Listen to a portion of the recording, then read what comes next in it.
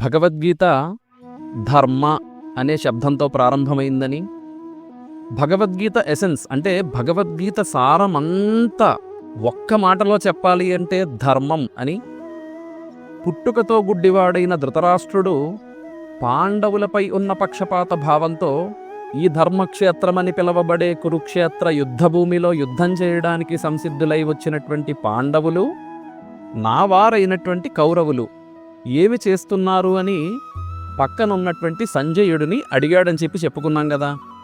దానికి సంజయుడు ఏమని సమాధానం చెప్తున్నాడో తెలుసుకుందాం. మొదటిగా అసలు ఎవరు ఈ సంజయుడంటే? ధర్మబద్ధమైన గొప్ప వ్యక్తిత్వం కలిగినటువంటి వాడు, చాలా చాలా మంచివాడు, భగవద్గీతని మొట్టమొదటగా ప్రచారం చేసినటువంటి వాడు.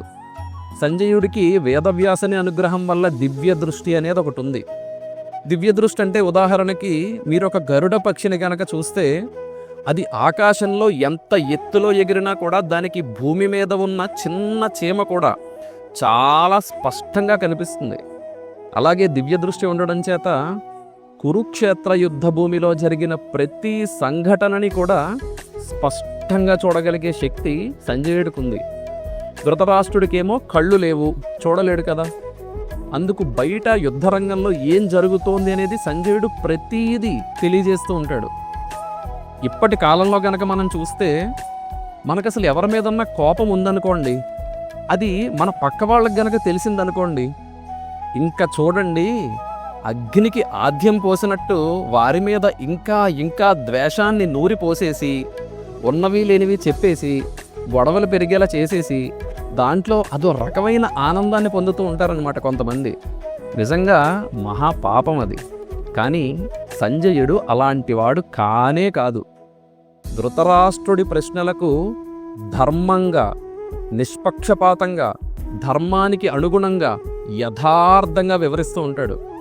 ధృతరాష్ట్రుడు అడిగిన ప్రశ్నకి సంజయుడు సమాధానమిస్తున్నటువంటి మొదటి మాట గనక మనం చూస్తే, సంజయ ఉవాచ దృష్ట్వాతు పాండవానీకం వ్యూఢం దుర్యోధనస్తదా ఆచార్యముపసంగమ్య రాజావచనమబ్రవీత్.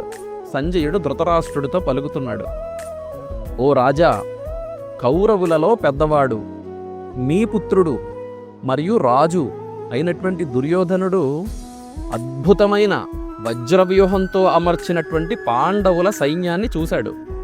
దాన్ని చూసిన వెంటనే ఆయన సమీపంలో ఉన్నటువంటి ద్రోణాచార్యుడి దగ్గరికి వెళ్ళాడు. వెళ్ళి ఈ విధంగా పలుకుతున్నాడు. ఇక్కడ మీకు ఇంకొక ప్రశ్న రావచ్చు, ఎవరు ఈ ద్రోణాచార్యుడు అని చెప్పి. ద్రోణాచార్యుడు ఎవరంటే పాండవులకి కౌరవులకి ఆయుధ విద్యలు నేర్పినటువంటి గురువు. దుర్యోధనుడు ఇచ్చిన సంపదకు ఆశపడి కౌరవుల వైపు నిలబడి యుద్ధం చేయడానికి సంసిద్ధుడయ్యాడు. నిజానికి ద్రోణాచార్యుడికి ప్రియమైన శిష్యుడు ఎవరో తెలుసా? అర్జునుడు. అందుకే అందరికంటే అర్జునుడికి అత్యుత్తమమైన శిక్షణ ఇచ్చి అసాధారణమైన వీరుడిగా తీర్చిదిద్దాడు ద్రోణాచార్యుడు. ద్రోణాచార్యుడు ఎంత గొప్పవాడైనా, ధనుర్విద్యలో ఎంత గొప్ప గురువైనా అధర్మం వైపు నిలబడ్డాడు కదా. ధర్మం ముందు ఎవ్వరైనా ఓడిపోక తప్పదు. అందుకే సమయానికి సరైన ధర్మబద్ధమైన నిర్ణయాలు తీసుకోవాలి. మీరు ఒకటి జాగ్రత్తగా గమనిస్తే, దుర్యోధనుడు ఒక రాజు కదా. రాజు అయ్యుండి ద్రోణాచార్యుడిని పిలిపించకుండానే తానే స్వయంగా సేనానాయకుడైన ద్రోణాచార్యుడి దగ్గరికి వెళ్ళిన తీరు చూస్తే అతనిలో ఇన్నర్ కాన్ఫ్లిక్ట్ అంటే అంతర్మదనం పొందుతున్నాడు అని పూర్తిగా అర్థమవుతుంది. ఒక విద్యార్థి ఉన్నాడు అనుకోండి, ఎగ్జామ్ రాయడానికి ఎగ్జామ్ హాల్కి వెళ్ళినప్పుడు ఎగ్జామ్ హాల్లో క్వశ్చన్ పేపర్ ఇచ్చారు. క్వశ్చన్ పేపర్ తీసుకుని చూసిన తర్వాత చదివినవన్నీ మర్చిపోయి క్వశ్చన్ పేపర్ అత్యంత కష్టంగా అనిపించింది అనుకోండి, అసలు మనస్సులో ఏ విధంగా అయితే ఉంటుందో అలా ఉందనుకోవచ్చు దుర్యోధనుడి యొక్క మనస్సు. ఇప్పుడు లోపలేమో భయంతో కొట్టి మిట్టాడుతున్నాడు, కానీ పైకి గర్వంగా కనిపించాలనుకుంటున్నాడు. అసలు యుద్ధ ప్రారంభంలోనే రాజుకి మనస్సులో ఈ విధమైన ఆందోళన ఉండడం ఖచ్చితంగా అశుభం. ఆ యుద్ధం గెలవడం చాలా కష్టం. అందుకే దుర్యోధనుడు ద్రోణాచార్యుడి దగ్గరికి వెళ్ళి ఏమని చెప్తున్నాడంటే, పశ్చైతాం పాండుపుత్రాణం ఆచార్య మహతీం చమూం వ్యూఢాం ద్రుపదపుత్రేణ తవ శిష్యేన ధీమత. నిజానికి ఈ శ్లోకానికి ముందు దుర్యోధన ఉవాచ అని ఉండాలి. కానీ వేదవ్యాస మహర్షి భగవద్గీతలో దుర్యోధనుడి పేరుని పలకడం తగ్గించేశాడు. ఎందుకంటే అధర్మాత్ముల పేరును ఎక్కువగా చెప్పడం కూడా మహాపాపమే.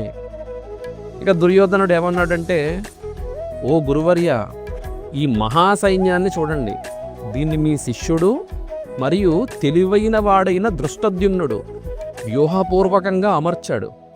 అంటే ఇక్కడ భయపడుతూ చెప్పడమే కాకుండా ద్రోణాచార్యుడిని కొంచెం వ్యంగ్యంగా రెచ్చగొట్టేలా మాట్లాడుతున్నాడు దుర్యోధనుడు. మీ శిష్యుడైన వాడే పాండవుల పక్షానికి సేనానాయకుడయ్యాడు.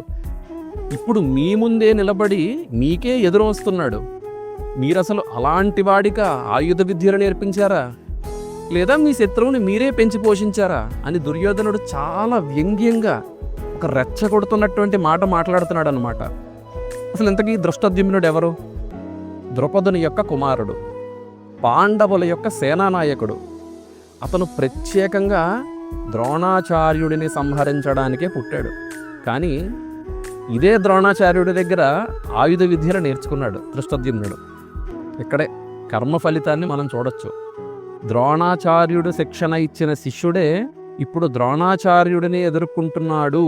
అంటే అధర్మాన్ని పట్టుకుంటే ఎప్పుడైనా ఎక్కడ నుండైనా ఎవరి నుండైనా ఓటమి ప్రాణహాని తప్పవు. దీంట్లో ఎలాంటి సందేహం లేదు. ఇంకా పాండవుల సైన్యంలో ఎవరెవరు వీరులున్నారో దుర్యోధనుడు ద్రోణాచార్యుడికి ఇంకే విషయాలు చెప్తున్నాడో అనేది తర్వాత వీడియోలో చూద్దాం. జై శ్రీరామ్, హరే కృష్ణ.